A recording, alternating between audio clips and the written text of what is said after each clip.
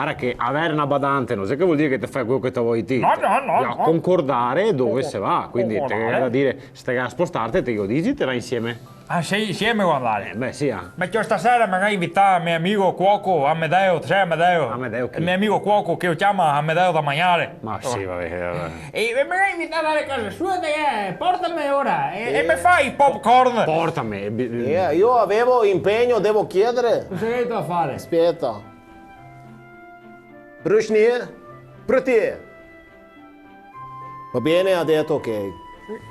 Con chi ha parlato? Sì, io ho chiamato mia amica, dovevo tenere i suoi bambini, allora ho detto se ti dispiace se porto bambini di via con me andiamo da un certo signore di Amedeo, mi pare si chiama, ma io ho detto beneficio di dubbio perché non ricordo se è proprio Amedeo di nome, lui e lei ha detto tranquilla anche se non si chiama Amedeo, fai pure che va bene, va bene.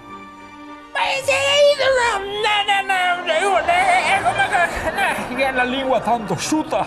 Una lingua dando sul tavolo. Comunque io non vengo da sola, da Amedeo porto i bambini di mia amica. Beh, giusto se fai popcorn. Sì. No, piano, non puoi mangiare i popcorn. I bambini Come di no? non devono mangiare, sono pericolosi. Beh, sì, bisogna stare Perché? attenti, però. Insomma. Io dico sempre ai bambini, attenti agli occhietti con le pentole di popcorn. Ah, che bravo, anche in italiano. Bravo nonno. Forse in italiano indietro non ti puoi dire sta frase. Bambini, attenti agli occhietti con le pentole di popcorn indietro. No. Diaetto cosa viene fuori? Moce, oggi con te c'è panoci. Oggi, di oggi, con 10 di panotti. Moce, oggi. Va bene. Oggi, dai.